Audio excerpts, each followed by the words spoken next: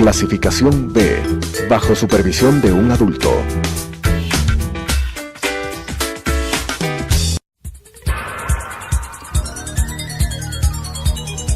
Las opiniones vertidas en este espacio por la producción y dirección del programa son de exclusiva responsabilidad de sus autores y de quienes intervienen en ellos.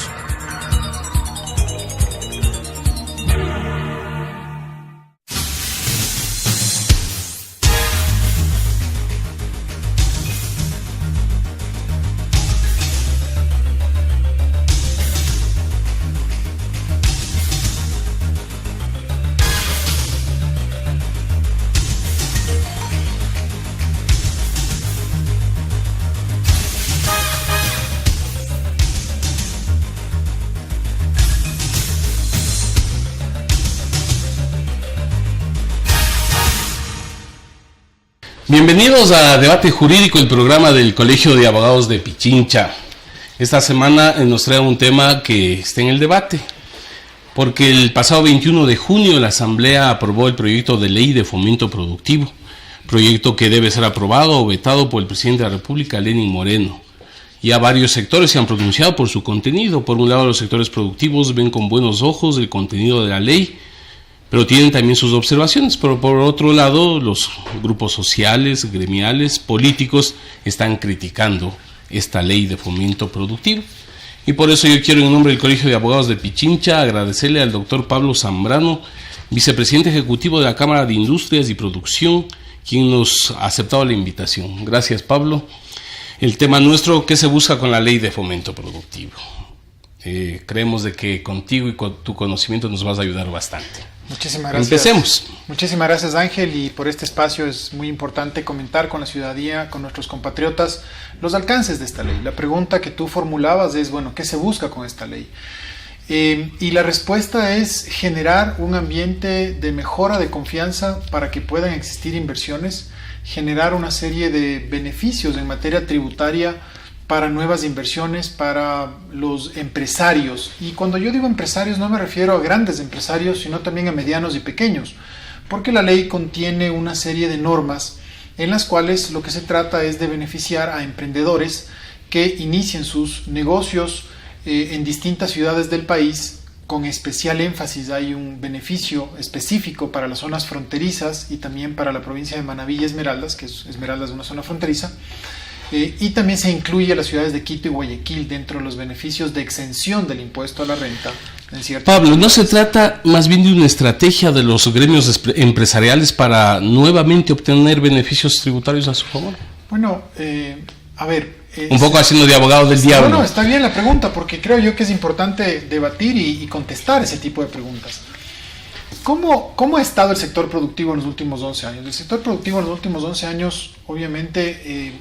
ha pasado momentos complejos, ha pasado momentos de bonanza, ¿por qué no decirlo?, cuando el precio del petróleo estaba en un precio alto, pero fundamentalmente el sector productivo se ha quedado estancado, es decir, no ha habido un crecimiento real de, por ejemplo, el tema de la industria. La industria en el año 2007 representaba el 12%, el 14% del PIB, hoy día representa el 12%.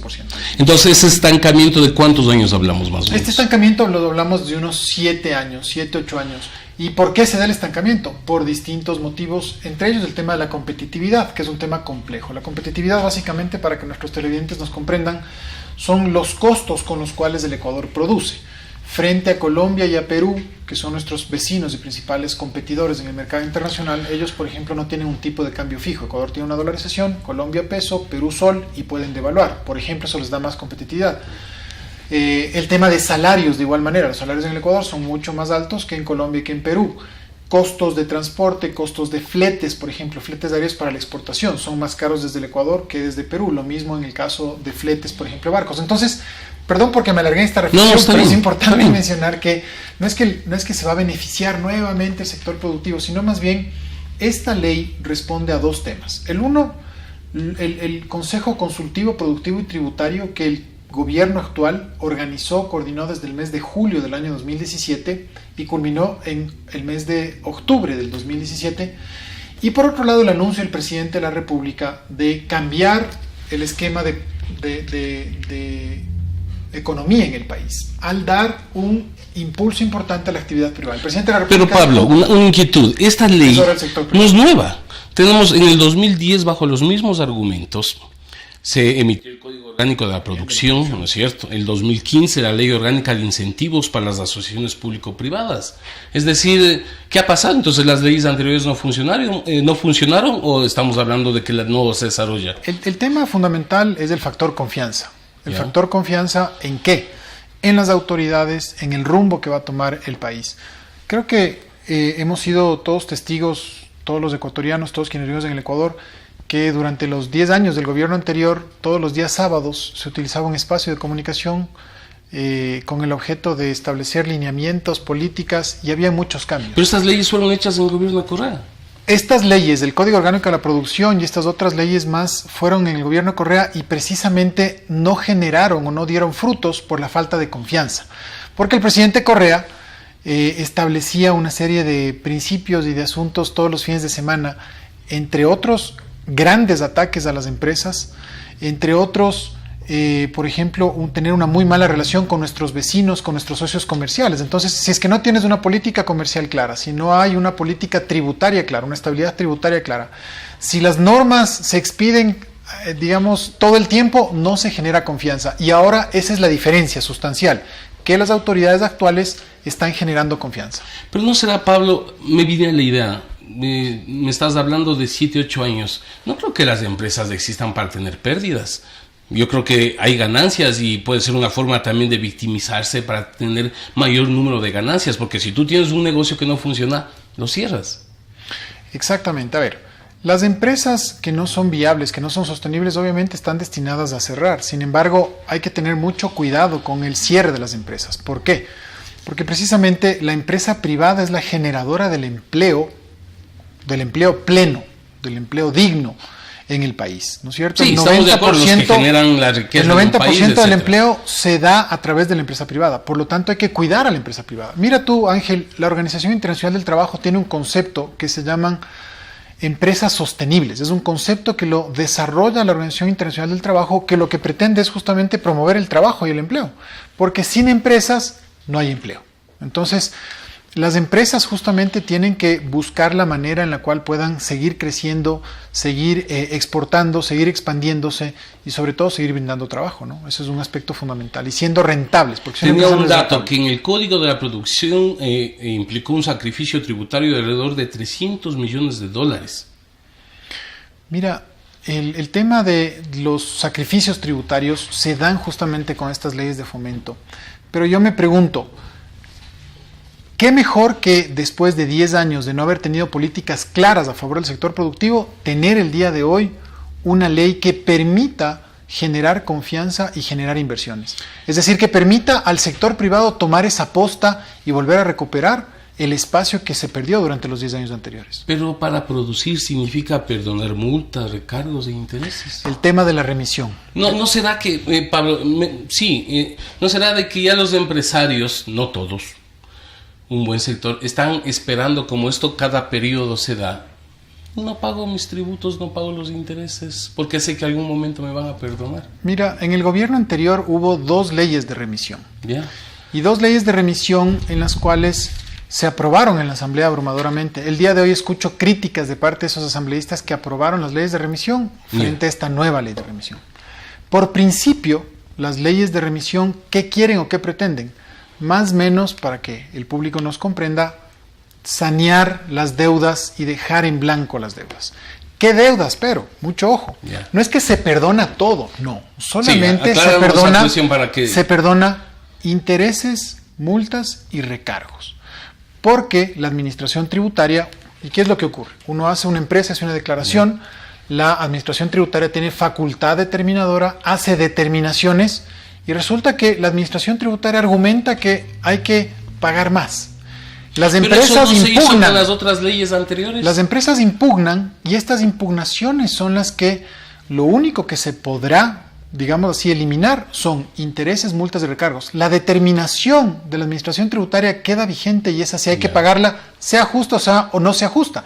Entonces, mi estimado Ángel, se estima más o menos que hay como $4.500 millones impugnados. Primero, ¿qué significa impugnados? Que los seres humanos, las personas naturales o jurídicas, tenemos todo el derecho del mundo a discutir, a impugnar en los tribunales en vía administrativa o en los tribunales contenciosos tributarios estas determinaciones. ¿Por qué impugnas?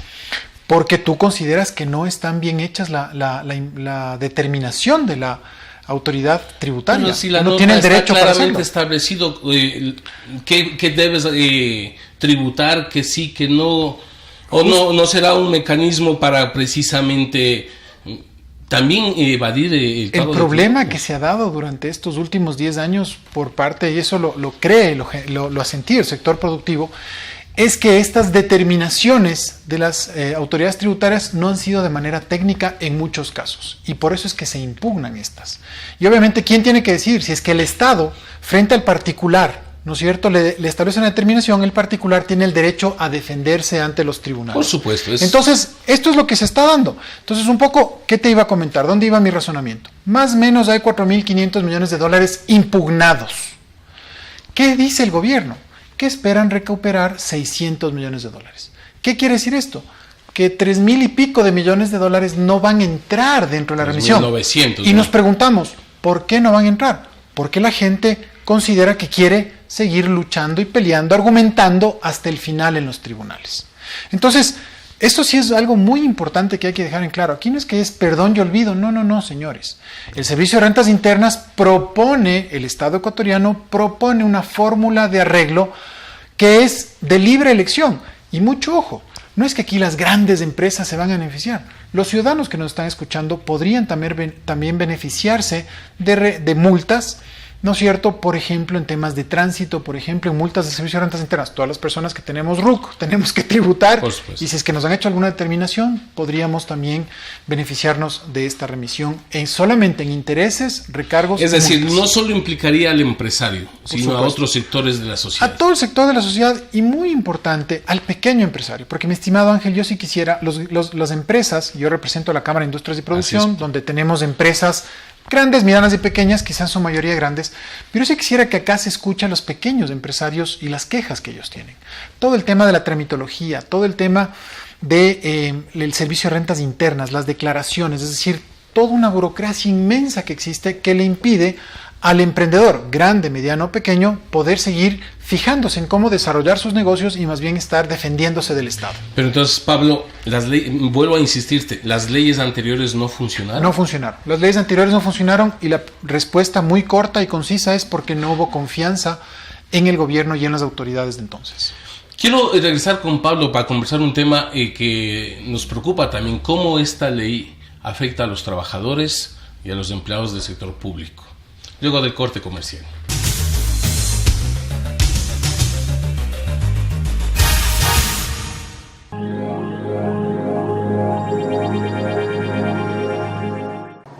Adriana, cancélame todas las reuniones. No voy a ir a la oficina. Estoy con una jaqueca que no aguanto. ¡El jefe no viene!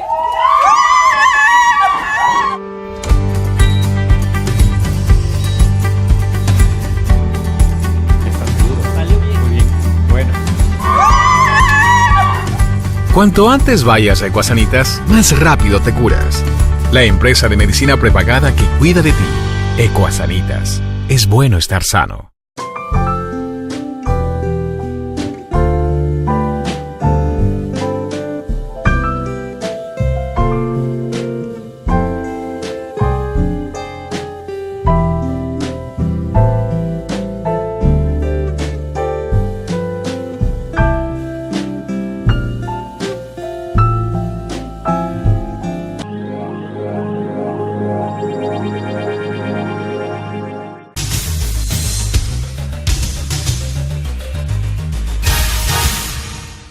Continuamos con Debate Jurídico, el programa del Colegio de Abogados de Pichincha. El tema que nos ocupa esta semana, para quienes nos sintonizan, es ¿qué busca la Ley de Fomento Productivo?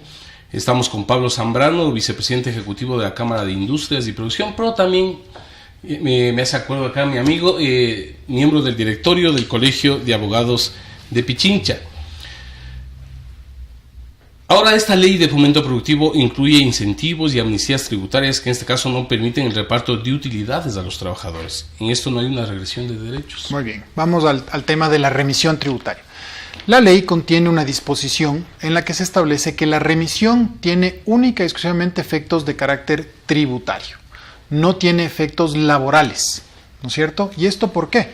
Porque precisamente la remisión, dice el texto de la ley, no implica aceptación del contenido de la determinación. ¿Qué quiere decir esto? Que tú pagas sin estar de acuerdo con lo que dice la determinación. Yeah. ¿Con qué objeto haces esto? Con el objeto de saldar, solventar la deuda.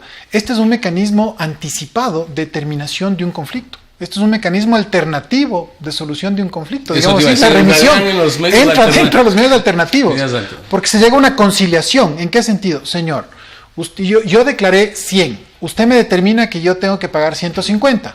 Peleamos, impugnamos. Han pasado 5 o 6 años. Los 150 que usted me determina se volvieron 250. Vea, señor, dejemos de pelear. Yo creo que tengo la razón, pero dejemos de pelear y para dejar de pelear le pago los 150. Más o menos esa es la remisión. Me quita todas las multas, todos los intereses y todos los recargos. Solo pago el capital determinado. El tema de utilidades de trabajadores. Es que la ley establece claramente que no se tiene que reabrir o hacer una sustitutiva, una declaración sustitutiva. Si es que se hiciera una declaración sustitutiva, ahí sí habría esta posibilidad. Pero aquí la ley específicamente dispone que no habrá que hacer ningún tipo de sustitutiva, por lo tanto no hay efectos laborales, digamos así, para una nueva determinación o recálculo de utilidades. La preocupación en un buen sector de la población, a través de las propias redes sociales, manifiestan, bueno, sí, a los empresarios, industriales, sin perder de vista que son lo que tú dices, generan la riqueza de nuestro país, dan empleo, pero sin embargo solo a ellos se los perdona, utilicemos esta palabra. ¿Qué pasa con los pequeños deudores de la banca? Porque si yo tengo una deuda con X banco, ellos no me van a perdonar, ellos están atrás y te lo siguen los juicios ejecutivos y todo, y esta ley no ayuda a los sectores medios, pobres de nuestro país, que se mueven con este préstamo, con una tarjeta de crédito, que deben a un almacén de electrodomésticos. Claro, no, la ley, lo que pasa es que la ley, y esto es muy importante, y agradezco la pregunta, es muy importante explicarlo. La ley es una propuesta que hace el Estado ecuatoriano, es decir, los únicos que pueden condonar o perdonar este tipo de intereses, recargos, por mor, etcétera, son las autoridades públicas, las autoridades como el Servicio de Rentas Internas, la aduana, las empresas públicas, entre otras. Entonces, ¿la idea cuál es? La idea es que estas empresas y el Estado ecuatoriano pueda, a través de la remisión, recuperar dinero de una manera ágil, ¿qué es lo que de una no manera tiene rápida? El Estado ahorita. Que ese es el problema de fondo, el tema de la liquidez de las cuentas públicas. Y eso es un tema de fondo que quizá merezca otro momento tratar y analizarlo, justamente porque las cuentas fiscales no están bien. ¿Por qué no están bien? Producto de una mala administración anterior, ¿no? Del gobierno anterior dejó las cuentas fiscales realmente muy complicadas. Sí, por eso quisiéramos tu opinión, ¿qué se debe hacer con el gasto público? Pues no habría un límite para el tema del endeudamiento externo. Muy bien. Ese es otro tema que trae la ley.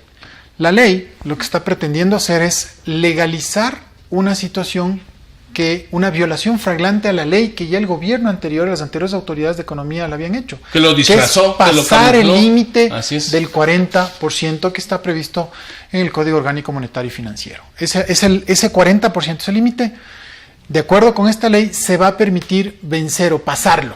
Pero aclaremos, el gobierno anterior lo pasó por supuesto, utilizando otros mecanismos de interpretación. Las cosas hay que decirlas claras y directas. El gobierno anterior no le dijo la verdad al país sobre la situación económica, sobre el endeudamiento, ¿no es cierto?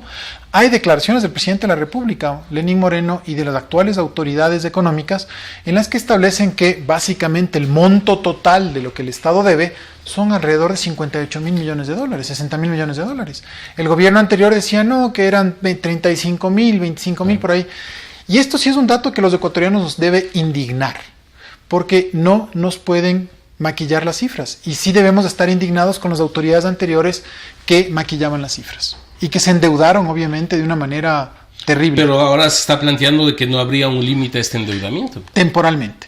El límite se establece por 3 años, es decir, esta posibilidad de un endeudamiento que supere el 40%, que ya está superado, Ángel, pero se legaliza este tema durante los siguientes 3 años hasta que haya lo que se llama un equilibrio en el déficit primario. Lo que no podemos desconocer es de que el gasto en personal, en burocracia, es altísimo en el país. El 33% del presupuesto general del Estado se va en sueldos y salarios públicos. Pero aquí vas a tener un problema. Hay que disminuir. Parece que ese es el camino. Se habla inclusive, no sé si estoy bien, de 70,000 puestos más o menos públicos que deberían disminuirse. ¿Qué va a pasar con eso? ¿Estás de acuerdo? ¿Y cuál será el rol de la empresa privada? Porque tendrán ellos que absorber al desempleo en nuestro país. Porque las personas desempleadas, no hay liquidez, no hay circulante y seguimos en crisis. Lo más importante en un país es su gente, somos los ciudadanos. Hacia allá es hacia donde debe estar enfocada la política pública, por un lado. Pero por otro lado también tenemos la sostenibilidad económica. Este país creció, la economía del país creció tanto en base al petróleo y al Estado durante los 10 años anteriores que vivimos en una burbuja. Vivimos en una burbuja petrolera en la cual con un petróleo de $100 y un poco más, el Estado empezó a crecer muchísimo, ¿no es cierto? Generar una gran cantidad de empresas públicas, instituciones, secretarías, ministerios. Tú y yo somos contemporáneos, mi estimado Ángel. Hace 20, 25 años habían 12 ministerios, 14 ministerios o secretarías de Estado. El día de hoy existen 40. No sabíamos de memoria. Y no sabíamos quiénes eran cada uno de los señores ministros. Ahora, olvídate. El día de hoy, con todo el respeto a los señores ministros y secretarios de Estado, hay 35, 40. En el gobierno anterior habían 40. Este gobierno, por ejemplo, una de las primeras medidas que dictó fue eliminar los ministerios coordinadores, por darte una idea. Nada más. Solamente hay ejecutores. Se empezaron a eliminar algunas instituciones públicas. Conozco que el Ministerio de Petróleos va a absorber al Ministerio de Electricidad y al Ministerio de Minería. Entonces, ¿me entiendes? Se está haciendo algunos temas de reducción. Pero no entonces, puede ser solo un juego hay que de ajustarse. palabras y no práctico, porque también se cambian de puestos, se envía a la burocracia a otros sectores. El gobierno tiene que entrar en un análisis técnico de valorar exactamente los nuevos puestos que crecieron durante el régimen de Rafael Correa. Salen a la calle que hacemos del régimen con estas anterior. Personas. Justamente. ¿Qué hay que hacer con estos ciudadanos? Hay que prepararles, ¿para qué? Para que puedan ingresar, engrosar el sector productivo. ¿Cómo? A través de la capacitación, a través de la tecnificación. ¿Cuál es el problema? El problema es que en el Ecuador también las anteriores autoridades de educación superior privilegiaban el tema de los PhDs en vez del tema de la educación técnica. ¿No es cierto? Entonces nos va a tocar a los ecuatorianos eso mismo entrar. Hizo el correísmo también. Eso hizo el gobierno anterior. Por eso digo, el gobierno anterior privilegió a los PhDs.